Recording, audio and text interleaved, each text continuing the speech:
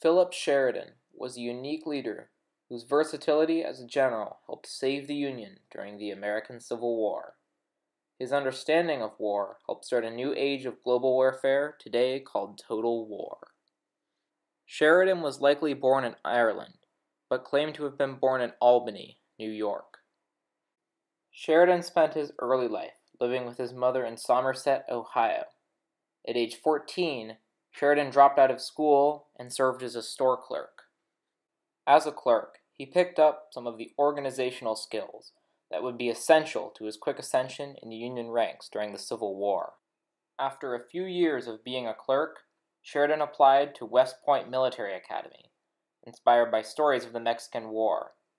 He was accepted in 1848 and spent 5 years there until graduating in 1853. While at West Point, Sheridan studied the aggressive war strategies of Napoleon. These studies would influence and guide Sheridan in his battles during the Civil War.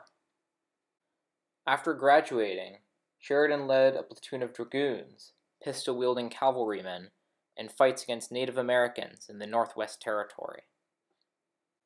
The Civil War soon broke out, and Sheridan was tasked to run a commissary in Kentucky.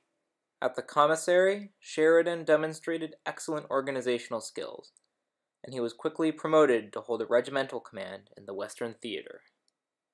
Through the first 3 years of the war, Sheridan fought in all the major battles of the Western Theater, and ended his Western campaign undefeated and in command of an entire division of infantry. Sheridan was already one of the quickest ascending generals in all of U.S. military history.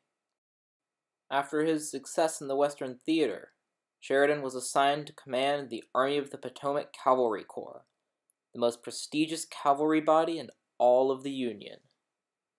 Although Sheridan had no cavalry experience and was doubted by his peers, he rose to the new challenge by defeating Confederate cavalry in a great battle that mortally wounded Confederate legend Jeb Stuart, the South's coveted cavalry hero. After his defeat of the Confederate cavalry, Sheridan was sent to command the Army of the Shenandoah Valley in early 1864. This would be the pinnacle of Sheridan's wartime achievements. In his Valley campaign, he faced the most elite troops of the Confederacy and their best and only undefeated general, Jubal Early. Jubal Early was one of Lee's subordinates who had won every single battle he had fought against Union forces in the Eastern Theater. The stakes were high as well. Seemingly unending war has placed Lincoln's re-election in doubt. A Sheridan victory in the Shenandoah Valley would restore public support in the war.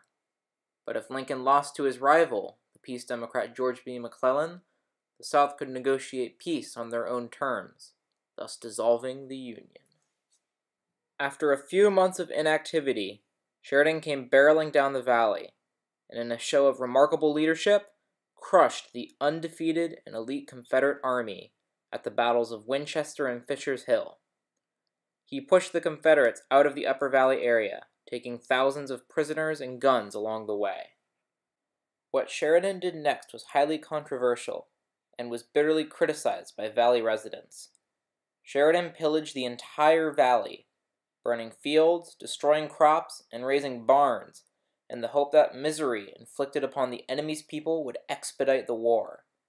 This scorched earth campaign would become the centerpiece of his controversial legacy at the war's end. However, the war was not over yet, and Sheridan had one last battle. It would also turn out to be his greatest. While he was in war council with President Lincoln in October, the elite Confederate Army of the Shenandoah reorganized and marched back up the valley, hoping to surprise and smash Sheridan's army at Cedar Creek just weeks before the election. What would be known as the Battle of Cedar Creek started at 4 a.m. on October 19, 1864. With the assistance of the morning fog, the Confederates sent the Union troops running out of their camps in what appeared to be a complete disaster for the Union Army. Sheridan, who was returning from Washington and was camped just 12 miles away, heard the shots early in the morning and came racing by horse towards the front lines of his army, just in time to rally Union forces and bring the Union Army a timely victory. Sheridan's role at Cedar Creek exemplified his unique leadership style. All morning, he reinvigorated his weakened troops and rallied them into completely reforming their battle lines, something no other leader in all of the Civil War had done. Yeah.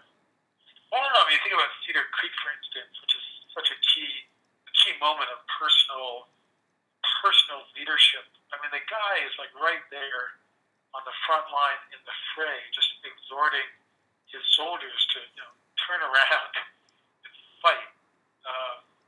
And I just think that quality of being in the moment was really significant. 12 hours after the early morning attack, Union troops counterattacked and completely devastated the Confederates. Sheridan had performed a historical feat of inspirational leadership and had turned the tide of history in the favor of the Union. The battle's implications were enormous. News of the great victory spread all throughout the Union. A jingle known as Sheridan's Ride was published in the front page of the New York Tribune. Sheridan's victory in the Valley restored the people's confidence in Lincoln and the war, and Lincoln would win his campaign for re-election shortly after. 6 months later, Sheridan joined Grant, his longtime war friend, at witnessing the very end of the war, the surrender of Robert E. Lee's Army of the Northern Virginia. Sheridan's experience in the Civil War shows what a brilliant and unique leader he was. Some generals, like Alexander of Greece, led from the front. Other generals, like Dwight D. Eisenhower, led from the rear. What made Sheridan so unique was that he was both. His experience in the Civil War, from leading on the front lines of the Western Theater to the rear of the Shenandoah Campaign, attests to that. While Sheridan's reputation as a leader was made during the Civil War, his legacy was made after the war.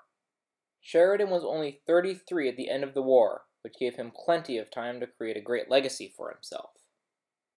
Throughout the Civil War, European powers watched the conflict, considering it a testing ground for new technologies like trenches, repeating rifles, super heavy artillery, and Gatling guns. At the end of the war, Otto von Bismarck, the famous leader of the newly formed nation of Germany, wanted an advisor from the American conflict so he could employ lessons from the Civil War in his war against the French. The first thing Bismarck wanted advice on was what to do about French partisans who were constantly raiding his forces and killing his soldiers and destroying his supply lines. Sheridan had one solution. Sheridan advised him to wage total war on the French people. The implementation of this marked the beginning of total war, the idea that a fight is not between just armies, but between entire societies, and this idea would guide all future wars, from World War II to the war in Iraq. This was the pinnacle of Sheridan's legacy, a new idea, a new philosophy that would guide every single nation of the future to their destinies, a new philosophy that would completely revolutionize how societies waged war against each other. However, completing the spread of total war was not the end of Sheridan's legacy, or his life for that matter. After he got back from Europe, Sheridan became a personal champion of Yellowstone National Park. Sheridan, after enjoying one of his best vacations in Yellowstone, learned that it was not owned by the government and that its conditions were deteriorating rapidly. Sheridan came to rescue Yellowstone, sending in the army until President Theodore Roosevelt reinstated protection for the park in the 20th century. Philip Sheridan enjoyed a late life of travel, political importance, and popularity until he died on August 5th, age 57 in 1888 in Massachusetts. Sheridan's name lived on even after his death. He has a school, a statue, and even a World War II tank named after him. Today, Sheridan's legacy still lives on. Total war is still being waged all across the globe. Yellowstone National Park is still one of the most popular tourist destinations in the U.S. And most importantly, the U.S. still stands united after him saving it in 1864 at Cedar Creek.